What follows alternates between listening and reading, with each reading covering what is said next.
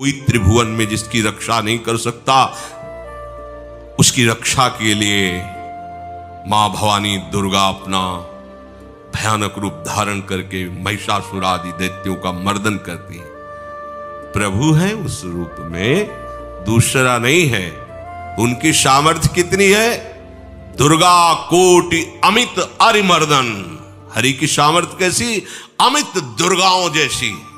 1 करोड़ अरब नहीं, अमित दुर्गाओं जैसी दुष्टों का मर्दन करने की सामर्थ्य। अमित था नहीं कि कितनी सामर्थ्य है। एक दुर्गा रूप में जब हरि प्रकाशित होते हैं तो त्रिभुवन में कोई सामने खड़ा होने वाला नहीं होता। मां भवानी जिस समय अपने स्वरूप में आती, किसी की ताकत नहीं है। ये शुंभ निशुंभ इतने बलवान दैत्य थे, त्रिभुवन में कोई इनका बाल बांका भी नहीं कर सकता था। स्मरण किया समस्त देवताओं ने तो भगवान से ही शक्ति का प्रादुर्भाव हुआ। इतना सुंदर रूप मां भगवती का। शुंभ निशुंभ के पार्षद घूमते रहते थे, उन्होंने देखा, जाके बताया कि आपके महल में जितनी सुंदरियां उसकी दासी बनने योग्य भी नहीं, ऐसी सुंदरी का हमने दर्शन किया। बोले मेरा जाके परिचय बताओ। बोले ऐसा नहीं लगता कि आपके परिचय बताने से केवल आ जाएंगे।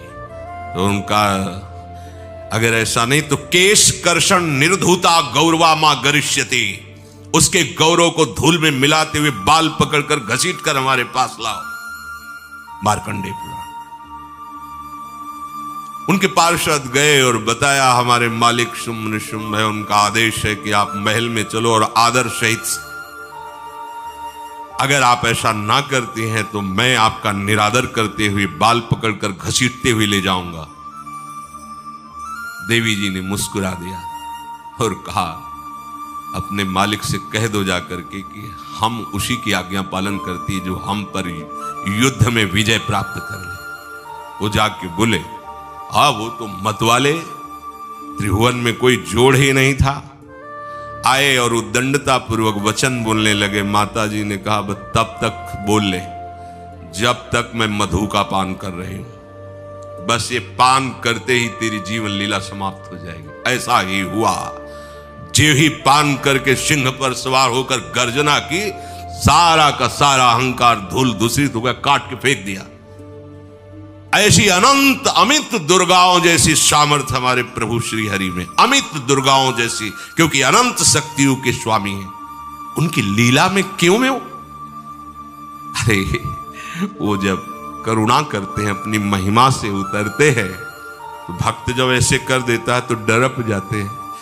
माधवदास बाबा ने कहा नहीं चलना तुम्हें ब्रज में, हम तुम्हारी कहां तक सेवा देखेंगे, तुम्हें बाल भोग राजभोग। बाबा जी हैं, कभी मिला कभी यहीं रहो। वो बाबा आपके बिना नहीं रह सकते। दोबारा बोल नहीं पाए जगन्नाथ। ये सुन करके हृदय बलिहार होता है। ओ ऐसे सामर्थ्यशाली प्रभु अपने भक्त के प्रेम प्रणय पर भी कितना डरते हैं। ये भक्त नाच पड़ता है। ये कुतर्क की, संशय की वृत्ति यहां प्रवेश नहीं करती। दुर्गा कोटि अमित अरिमर्दन। अमित गिनती नहीं, ऐसी अनंत दुर्गाओं जैसी शक्ति हमारे प्रभु में विराजमान है। शक्र कोटि सत सरिष विलासा। आहा, अरबों इंद्र जैसा विलास प्रभु में। अरबों, एक इंद्र त्रिभुवनपति है, अरबों इंद्र के समान प्रभु का ऐश्वर्य है। और नवशत कोटि अमित अवकाशा, जिस एक आकाश के लिए गरुण जी से कह रहे हैं कि मच्छर से लेके आप तक उड़ते हो पार पाए। बोले ऐसे अरबों आकाश के समान अवकाश है प्रभु में। मरुत कोटि सत विपुल बल, रवि सत कोटि प्रकाश, शशि सत कोटि सुशीतल, समन सकल भव त्रास। अरबों पवन के समान महान बल है। अगर त्रिभुवन में कोई बल है तो पवन में बल है, वायु बल। बड़े बलवान देवता, बल में इनके समान कोई नहीं। इन्हीं के अंश से प्रकट होते पवन पुत्र हनुमान, और इन्हीं के अंश से प्रकट होते पवन पुत्र भीम। बेजोड़ बलशाली महात्मा, दोनों महात्मा बेजोड़ बलशाली। जेहगिर चरण दे हनुमंता, चले उसगा पाताल तुरंता। जिमि अमोघ रघुपति कर बाना, ये ही भांति चले हनु। किलकार दे तो राक्षसियों के गर्भ गिर जाते थे, ऐसे महान बली हनुमान जी। और भीम का क्या कहना, जब ये देव पुष्प उड़ करके आया और द्रौपदी जी को दिया गया, तो द्रौपदी जी ने कहा इसका जोड़ होना चाहिए इस पुष्प का। सबसे कहा पर किसी ने नहीं सुना। भीम ने कहा कहीं भी मिलेगा मैं इससे लाएंगे। ऋषियों ने समझाया कि आगे मत बढ़ो, ये यक्षों की भूमि है, युद्ध हो जाएगा और तुम्हें तैयारी करनी है हस्तिनापुर के लिए, और तुम इधर, वो सब दिव्य हैं, पवन पुत्र हैं। किसकी मां ने अपने वेग को बढ़ाया तो महाभारत में पढ़ के देख लो, इनके चलने के वेग से वृक्ष उखड़ उखड़ कर गिर रहे थे। ऐसे जब चल रहे थे तो चलने के वेग से वृक्ष उखड़ जाते थे भीम के। तो हनुमान जी ने सोचा किसी के समझाए तो समझेंगे नहीं, तो आगे पवन पुत्र ही बैठ गए, बूढ़े बानर का वेश लेकर, लंबी पूंछे से। मार्ग में मर्यादा है, किसी पशु को भी नहीं लांघना चाहिए। विवेकवान उपासक ऐसा नहीं कि कोई सो रहा है पशु भी आप उसे लांघ जाए, ऐसा नहीं। जो विवेक है, जो मर्यादा है, वैसे किसी सोते हुए को लांघना नहीं चाहिए। उन्होंने कहा है वृद्ध बानर, ये अपनी पूंछ हटा ले और मार्ग दे दे, इस समय मैं विशेष कार्य के लिए जा रहा हूं। तो उनका जब कही दिया है वृद्ध, तो आप समझ ही रहे होगे कि वृद्ध में क्या ताकत होती। अब मेरी ताकत पूंछ हटाने की नहीं रह गई है, आपने तो वृद्ध ही कह दिया है, तो आप समझ रहे हो ना, आप पूंछ हटा लीजिए। कहा हमारी आज्ञा की अवहेलना करे, ऐसे उठी नहीं, दोनों हाथ लगाया, नहीं उठी, पूरी ताकत लगा दी। पवन पुत्र भीम की पूरी ताकत लग गई, पूंछ जरा से भी नहीं ली। हाथ जोड़ के खड़े बोले हम समझ गए हमारे बड़े भ्राता आप हनुमान जी हैं, क्योंकि ऐसा कोई बानर सृष्टि में पैदा नहीं हुआ कि मैं उसकी पूंछ ला हिला सकूं, मैं समझ गया।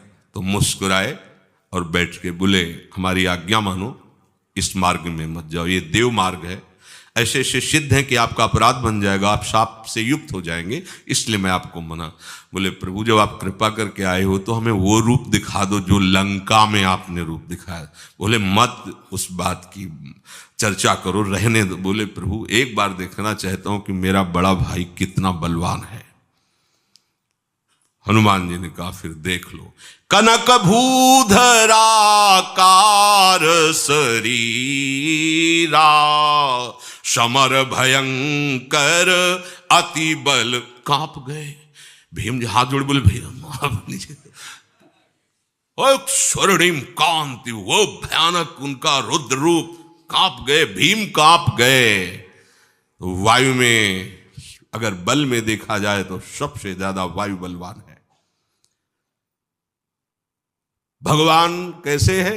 मरुत कोटि सत विपुल बल, अरबों वायुओं जैसी महान ताकत हमारे प्रभु में है, संशय नहीं।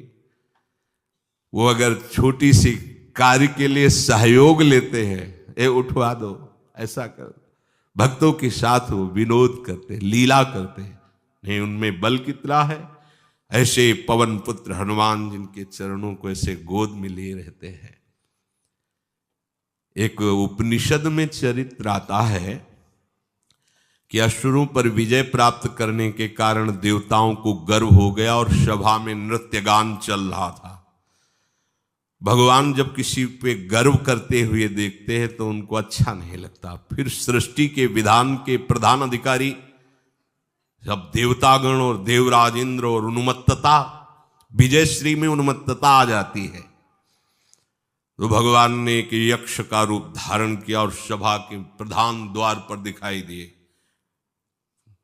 देवराज इंद्र ने कहा कि पता लगाओ ये कौन है, बिना आज्ञा के, बिना सूचना के कैसे आ गया ये, क्योंकि त्रिभुवन पति है ना। अग्नि देवता ने कहा मैं जाता हूं, पता लगा के आता हूं, क्योंकि किसी बलवान का परिचय पूछने के लिए निर्बल को नहीं भेजा जाता। अग्निदेव गए और कहा आप अपना परिचय दीजिए, कौन हो और यहां कैसे आए हो। तो उनका परिचय लेने के पहले हम आपका परिचय जानना चाहते हैं, आप कौन हो। तो उन्होंने कहा कि मैं अग्निदेव हूं। सामर्थ्य आपकी, त्रिभुवन को उपले की तरह भस्म कर सकता हूं। मैं समस्त प्राणियों के उदर में बैठकर अन्न और जल का पचाकर जीवन दान देता हूं, जीवन पोषण करता हूं।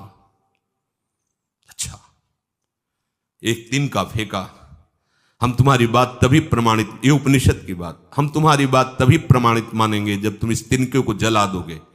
अब कोई अग्नि देवता से तिनका जलाने की बात कहे, सहज में दृष्टि डाली, कुछ नहीं हुआ, पूरा पावर लगा दिया।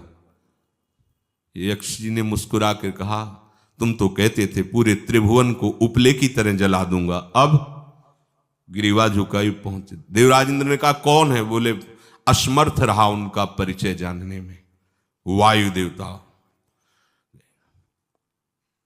आप अपना परिचय बताइए। तो आप अपना परिचय जो आए हो तो हमें पहले बताओ, तब हम अपना परिचय दें। तो उनका मैं महान देव वायु हूं। बल आपका, संपूर्ण जीवों का जीवन हूं। अगर मैं रुक जाऊं तो एक भी क्षण सृष्टि टिक नहीं सकती, क्योंकि सब वायु से जीवित है। और मैं पूरे ब्रह्मांडों को तिनके के से उड़ा सकता हूं। ये तिनका है, उड़ाओ। पूरी ताकत लगा दी वायु देवता ने, तिनका नहीं उड़ा। ग्रीवा झुकाई, वापस चले गए। अब देवराज इंद्र उठे, जे भी नजदीक पहुंचे यक्ष अंतर्धान हो गए और देखा साक्षात ब्रह्म विद्या दूर से मूर्तिमान ब्रह्म, और डांट लगाई कि तुम उनसे संभाषण करने योग्य भी नहीं हो, क्योंकि तुम सबसे बड़े सिंहासन पर बैठे हो और अहंकार करते हो। तुम्हारे देवता सब सामर्थ्यहीन है, एक तिनका भी अग्नि नहीं जला सका, एक तिनका भी वायु नहीं उड़ा सका। अरे जिनकी शक्ति से शक्तिमान वो भगवान स्वयं आए हुए थे, कांप गए देव। अहंकार मत करो, जाओ, भगवान के बल से तुम विजयी हुए, देवताओं के बल से नहीं। देवताओं में जो शक्ति है वो उन्हीं के अंश से आई हुई है। अरबों वायु के समान महान बलशाली हमारे श्री हरि, अरबों सूर्यों के समान उनका प्रकाश, अरबों सूर्यों के समान प्रकाश, अरबों चंद्रमाओं के समान सुशीतलता, समस्त भयों और दुखों का नाश करने वाले प्रभु श्री हरि। काल कोटि सत सरिसती, दुस्तर दुर्ग दुरंत, धूम के तु सत कोटिशम, दुराधरस भगवंत। अरबों कालों की सामर्थ्य, अरब नहीं अरबों कालों की सामर्थ्य भगवान एक काल अनंत ब्रह्मांडों में तांडव मचाए रखा है। अरबों काल, अमित बलशाली, अत्यंत दुस्तर, दुर्गम, दुरांत। कौन? प्रभु श्री हरि।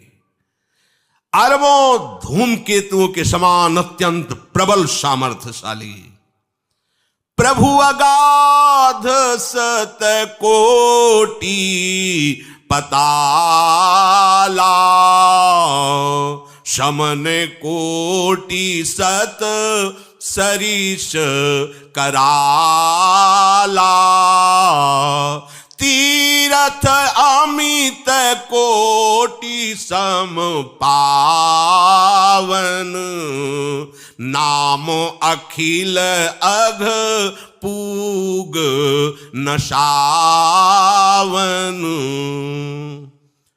कितने अथाह हैं प्रभु? बोले अरबों पाताल से भी बढ़कर, अरबों पाताल से भी बढ़कर गहरे हैं, कोई था नहीं पा सकता। कितने भयानक हैं? अरबों यमराजों से भी ज्यादा भयानक प्रभु श्री हरि है। अनंत कोटि तीर्थों को भी पावन करने वाले परम पवित्र जिनके श्री चरण है, वो तीर्थपाद श्री हरि है। अनंत तीर्थों की, उनका नाम ही संपूर्ण विश्व के पाप समूहों का नाश करने में समर्थ है। हिमगिरि कोटि अचल रघुवीरा, सिंधु कोटि सत समगंभीरा, कामधेनु सम कोटि। आहा, देखो अब किसके सामने तुम्हें हाथ पसारने की जरूरत है? समझो, अगर अपने प्रभु को जान जाओगे, समझ जाओगे, तो फिर कहीं इधर उधर झांकने की जरूरत नहीं, किसी के सहयोग की जरूरत नहीं। कैसे प्रभु? ऐसे वो स्थिर हैं कि जैसे तूफान चल रहा और हिमालय का आश्रय ले लो तो डरने की जरूरत नहीं, कोई भी तूफान हिमालय को उखाड़ नहीं सकता। ऐसे ही कह रहे हैं, अरबों हिमालयों जैसी स्थिरता प्रभु श्री हरि में है। अरबों समुद्रों के समान गंभीर है, कामधेनु सत कोटि समाना, सकल काम दायक भगवाना, सारद कोटि अमित चतुराई, विधि सत कोटि सृष्टि निपुनाई, विष्णु कोटि सम पालन करता, रुद्र कोटि सत सम संघरता।